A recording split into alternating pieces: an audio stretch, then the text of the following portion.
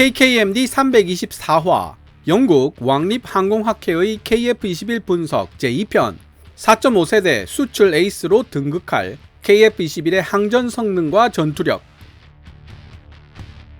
323화에 이어지는 내용입니다. 먼저 2021년 9월 21일 영국 왕립항공학회가 게재한 KF-21 보람의 분석기사 중 후반부를 번역하여 그 내용을 살펴본 뒤 간단한 개인적인 의견으로 영상을 마무리 짓도록 하겠습니다. 기사 원문은 노란색 글자로 역주와 사견은 하얀색 글자로 표시됩니다. 급성장하고 있는 대한민국의 방위산업 기반 KF-21 프로그램은 현재 육해공 방산 수출 시장에서 두각을 나타내고 있는 대한민국 방위산업의 성장을 보여주는 좋은 본보기이다. 약 800개의 한국 기업이 이미 KF-21 프로그램에 참여하고 있으며 1차, 2차 공급업체를 통해 12만 개의 일자리를 창출하고 있다. 2032년까지 양산되는 120대의 KF-21의 경우 65%의 국산화율이 계획되어 있는데 이는 T-50의 국산화율 59%보다 더 높아진 수치이다. 한국 기업들은 KF-16, T-50 그리고 FA-50을 통해 얻은 경험을 바탕으로 국산 임무 컴퓨터를 개발하고 있으며 이러한 자체적인 항전 장비 및 센서 개발의 결과로 향후 KF-21은 해외 업체의 간섭을 받지 않는 독자적인 업그레이드 경로를 밟아 나갈 수 있게 될 것이다. 하나시스템은 KF-21용 A사 레이더를 2016년부터 개발하고 있으며 방위사업청은 2020년 8월 그 시제품을 공개했다.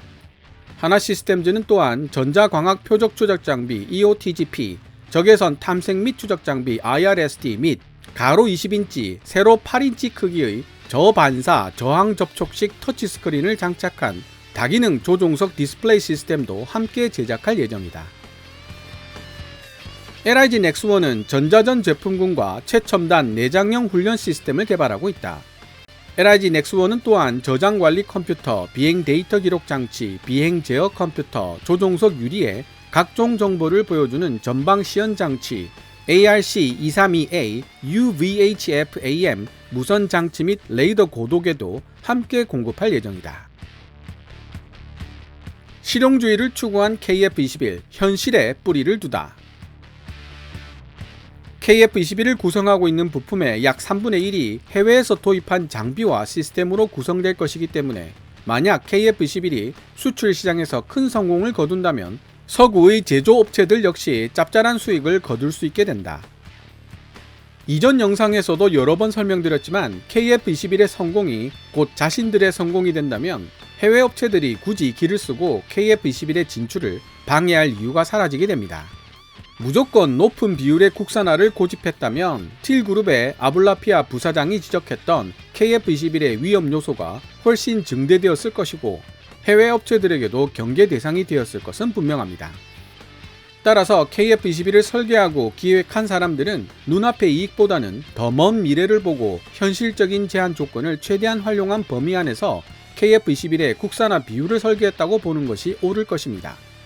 그래서 영국 왕립항공학회가 이 챕터의 제목을 Rooted in Reality, 현실에 뿌리를 두다 라고 정하지 않았을까 잠깐 생각해 보았습니다. KF-21의 엔진으로는 제너럴 일렉트릭의 F414-400K가 선정되었고 하나 에어로스페이스가 이 엔진을 국내에서 면허 생산하게 된다. F414-400K 엔진에 들어가는 비용만 계산해봐도 KF-21 원가의 15%를 차지한다. 제너럴 일렉트릭은 2020년 5월 카이의 첫 엔진을 납품했으며 2016년 5월에 체결된 계약에 따라 120대의 KF-21의 예비 엔진과 함께 240개의 엔진을 공급할 예정이다. 제너럴 일렉트릭은 올해까지 6대의 KF-21 시제기에 필요한 15개의 엔진을 공급하기로 되어 있다. 대한민국 공군의 F-15K에는 GE의 F-110 엔진이, T-50, TA-50, FA-50에는 GE의 F-404 엔진이 장착되어 있고 자체 개발한 KUH-1 수리온 헬기에도 GE의 T-700 엔진이 동력을 공급하고 있다.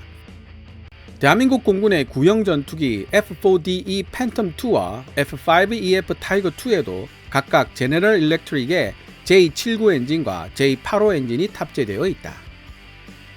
KF-21 개발에 협력하고 있는 다른 서구 공급업체들 중에는 콜린스 에어로스페이스가 있다. 미국 레이시온의 자회사인 콜린스는 하나 계열사인 캐스 하나와 함께 KF-21의 주력 발전 시스템을 설계, 개발 및 생산하는 데 협력하고 있다. KF-21의 주력 발전 시스템에는 또한 콜린스가 개발한 최신형 가변 속도 입력 고정 주파수 출력 발전기, 일명 VSCF 발전기를 포함하게 되는데, 전투기 등급에 최초로 적용되는 이 신형 발전기는 기존 VSCF 발전기보다 10% 더 우수한 전력 밀도와 효율을 자랑한다. 콜린스는 또한 엔진 시동 시스템과 완벽한 실내 환경 제어 시스템도 공급할 예정이다. 미국 기업 PTI는 KF-21이 공중급유를 할 때 공중급유기 동체에서부터 뻗어나온 급유봉과 내부 연료 탱크를 연결하기 위해 필요한 공중급유 수유구 ARR을 공급하고 있다. 첫 번째 공중급유 수유구는 4월에 인도되었고 KF-21 CJ1호기에 장착되었다. PTI는 또한 보잉 F-15에 사용되고 있던 기존의 공중급유 수유구 설계를 개선시켜 KF-21의 설치 인터페이스와 실용 하중을 만족시킬 수 있는 새로운 공중급유 수유구를 만들어냈다. 한반도 영공을 수호하는 보라매의 전투력. 대한민국의 영공을 지키는 보라매 KF-21의 등장은 대한민국 공군의 전투력을 한 단계 더 업그레이드 시킬 수 있는 계기가 될 것이다. 대한민국 공군은 신형 전투기 KF-21이 F-15K나 F-35A 같은 미 공군의 여러 항공 자산들과 긴밀히 협조하여 운용되기를 원하고 있다. 방위사업청에서 KF-X 사업단을 맡고 있는 예비역 공군준장 정광선 단장은 지난 4월 한국국방연구원 기고문에서 다음과 같이 말했다. 한미연합작전에 바탕을 둔 대한민국 공군의 교리상 KF-21의 통신 보안체계와 전술정보통신체계를 미 공군의 항공자산들과 통합하고 연결하는 작업이 반드시 필요했습니다. 작전을 수행할 때 서로 탄약을 공유할 수 있어야 하기 때문에 대한민국 공군과 미 공군의 무기 공통성 또한 KF-21 개발 시 고려해야 할 필수 요소였습니다. 이 부분에서 유추할 수 있는 내용은 KF-21이 실제로 전력화되는 2030년이 다가오면 무기 공통성을 위해서라도 미국이 KF-21의 AIM-120 암남 중거리 공대공 미사일의 통합을 허용할 가능성이 높을 것이라는 사실입니다. 미국은 현재 AIM-260 장거리 공대공 미사일을 실전 배치하고 있는 중이기 때문에 2030년대가 되면 AIM-120의 중요성이 상대적으로 떨어지게 될 것이란 사실도 그런 추론의 근거가 됩니다. 개인적으로 우리 군은 이미 도입한 AIM-120을 수명 주기까지 사용해야만 할 필요가 있고 KF-21의 해외 수출 때 암남 장착이 요구될 가능성도 있어 AIM-120 암남의 통합은 가능한 성사되는 쪽으로 유도하는 것이 옳다고 생각하고 있습니다.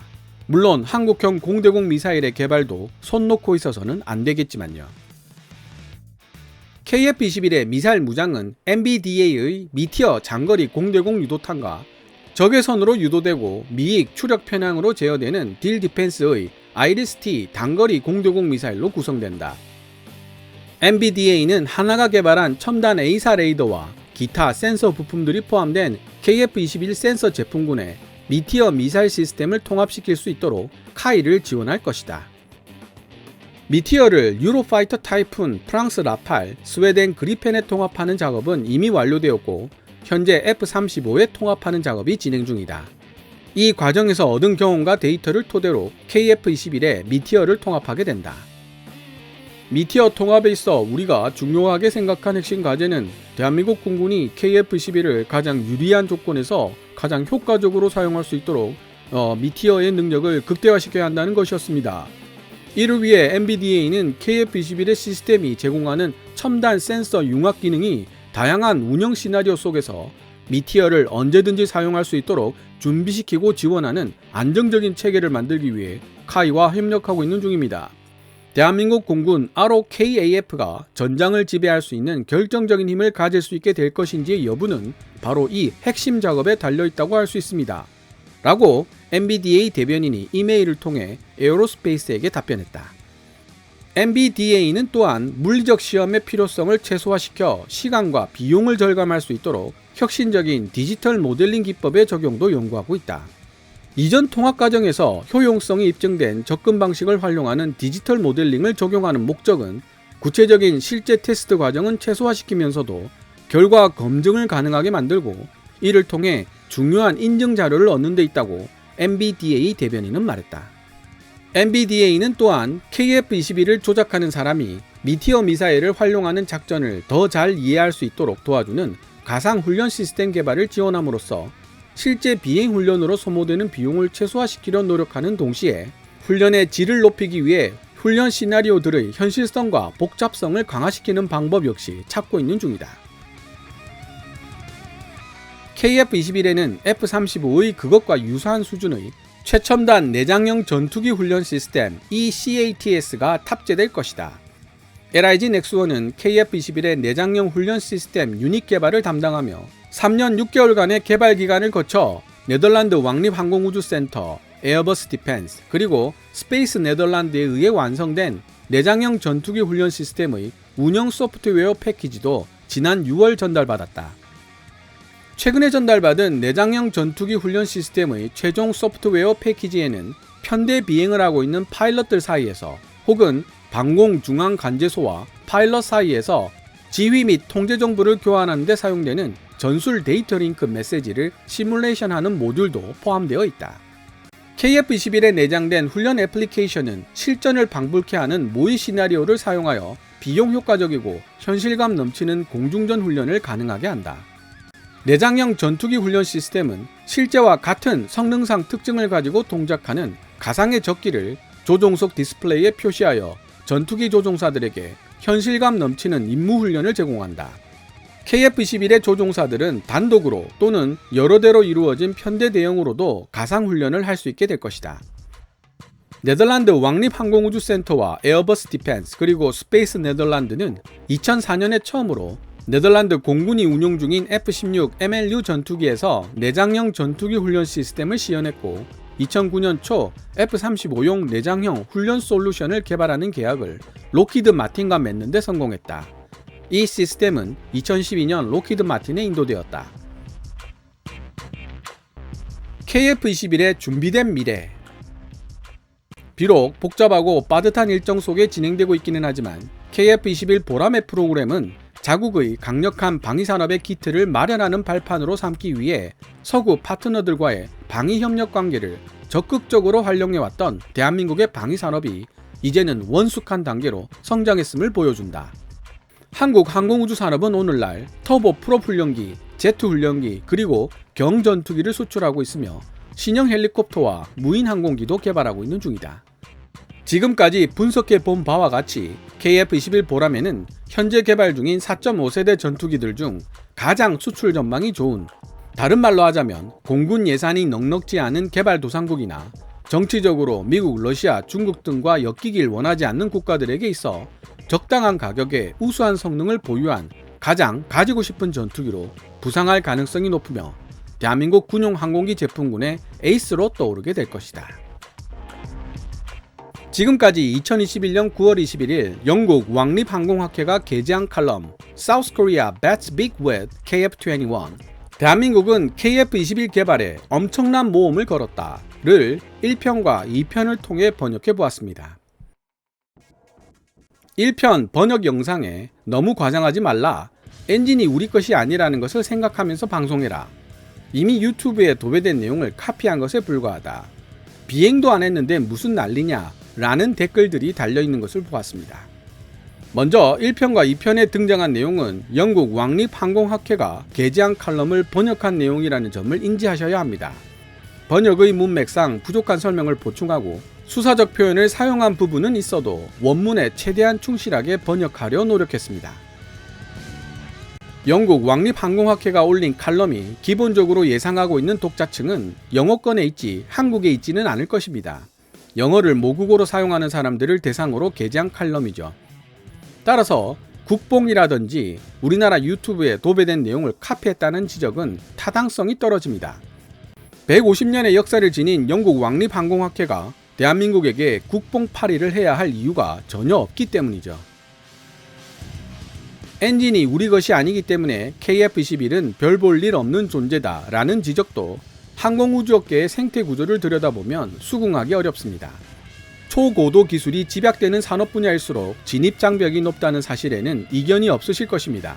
초고도 기술 사업 분야만큼 빈익빈 부익부가 적나라하게 드러나는 곳도 없습니다. 세계 3차 대전 같은 대격변기가 발생하지 않는 이상 기술 후진국이 선진국을 넘어서기 어려운 세상이 되었다는 뜻입니다. 2년 전 마덱스에서 만난 하나 에어로스페이스의 연구원과의 대화에서도 알 수 있지만 엔진 국산화부터 건드리려고 했다면 KF-21은 첫 삽도 못 떠보고 사장되었을지도 모릅니다. 한화 에어로스페이스의 연구원은 엔진 분야 국제 카르텔이 서슬 시퍼렇게 버티고 있는 상황에서 섣부르게 국산화를 추구하다가는 회사가 말라 죽을 수밖에 없다는 점을 여러 번 강조했습니다. 현재 우리 기술력으로도 충분한 자본과 시간이 투자된다면 쓸만한 엔진의 개발이 가능은 하겠지만 그 과정에서 국제 카르텔의 견제가 심해질 것은 당연하고 결국 해외 업체들이 하나 에어로스페이스에 맡겨왔던 엔진 관련 일감들이 하루아침에 끊기게 될 수도 있다고 설명했습니다. 그런 식으로 진입장벽을 만든다는 뜻이죠. 따라서 어느 정도 자생력을 키운 이후라야 제대로 된 국산 항공 엔진의 개발과 생산이 가능할 것이라는 진단을 내렸습니다. 영국 왕립항공학회도 칼럼에서 지적하고 있듯이 KF-21에 적용되고 있는 부품과 기술의 3분의 1은 해외에서 도입된 것들입니다. KF-21의 생산과 수출을 통해 자신들도 이익을 얻을 수 있기 때문에 해외 업체들이 견제보다는 협력을 선택한 것이죠. 무작정 높은 국산화율을 추구하는 것이 때로는 오히려 역효과를 낼 가능성이 크다는 뜻입니다. 영국 왕립항공학회는 서방 파트너들과의 협력관계를 지렛대로 활용한 대한민국 국방정책 입안자들과 기술진들의 결정 덕분에 오늘날의 성숙한 대한민국 방위산업이 있을 수 있었다고 분석하고 있다는 점도 놓쳐서는 안 될 것입니다. 마지막으로 아직 날지도 못한 전투기를 두고 무슨 장밋빛 전망이 그리도 심하냐는 지적에 대한 이야기인데요. 영국 왕립항공학회의 칼럼에서도 알 수 있듯이 해외 풍동실험실을 무려 5년 동안이나 전전해가며 3,000시간의 풍동실험을 거친 이후 얻은 데이터를 기반으로 만들어진 것이 바로 KF-21 시제기입니다. 신뢰할 수 있는 미국 제너럴 일렉트릭의 엔진을 사용할 뿐만 아니라 KF-16 70여 대를 국내에서 면허 생산하고 T-50 계열 전투기를 200대 이상 만들면서 쌓인 경험과 노하우가 있습니다. 하물며 영국 왕립항공학회 칼럼에서도 비행 능력 자체가 의심된다는 표현을 찾아볼 수 없습니다. 물론 영국 왕립항공학회 또한 KF-21의 빡빡한 개발 일정이 예측하지 못한 지연을 불러일으킬 위험성을 동반하고 있다는 점을 지적하고 있습니다. 사실 시제기가 시험 비행을 할 때 어떤 돌발 변수가 발생할지는 아무도 모르는 일이죠. 개인적으로는 오히려 문제가 반드시 발생할 것이라고 보는 것이 논리적이라고 생각하고 있습니다. 시제기를 만드는 이유가 그런 문제들의 종류와 원인을 파악하는 데 있기 때문입니다. 어떤 무기체계든 시제품은 결함 발생을 확인하기 위한 테스트 베드의 역할을 하게 됩니다. 미국의 5세대 전투기 F-35 역시 개발을 시작한 지 20년이 지났고 양산이 시작된 지 10년 가까운 시간이 지났지만 여전히 크고 작은 결함에 시달리고 있다는 점을 기억하셨으면 좋겠습니다. 내년 시험 비행 이후 KF-21에 결함이 나타나더라도 너무 놀라지 말고 이런 결함들을 시정하면서 제대로 된 전투기가 탄생하는 것이구나 라고 생각할 수 있는 마음의 여유가 필요하지 않을까 생각해 봤습니다. 갑자기 중앙일보의 KF-21 시제기 완전 해체 기사가 뇌리에 떠오르는데요. 시험 비행 시 나타나게 될 여러 결함들을 보고 KF-21을 못마땅하게 생각했던 언론인들, 군사 전문가들이 어떤 소리를 할지 염려가 됩니다. 지금은 태도를 바꿨더라도 재벌은 개 못 준다는 속담처럼 언제 또 손바닥 뒤집듯이 딴소리를 할지 알 수 없는 일이기 때문입니다. 오늘 KKMD에서 준비한 내용은 여기까지입니다. 좋아요와 구독 신청은 제작자에게 큰 힘이 됩니다. 방송된 내용들은 KKMD 블로그에서도 읽어보실 수 있으며 후원 멤버로 가입해주시면 영상 제작 지원과 더불어 업로드된 영상을 더 일찍 만나보실 수 있습니다. 지금까지 시청해주셔서 감사합니다. Kevin's Military Channel KKMD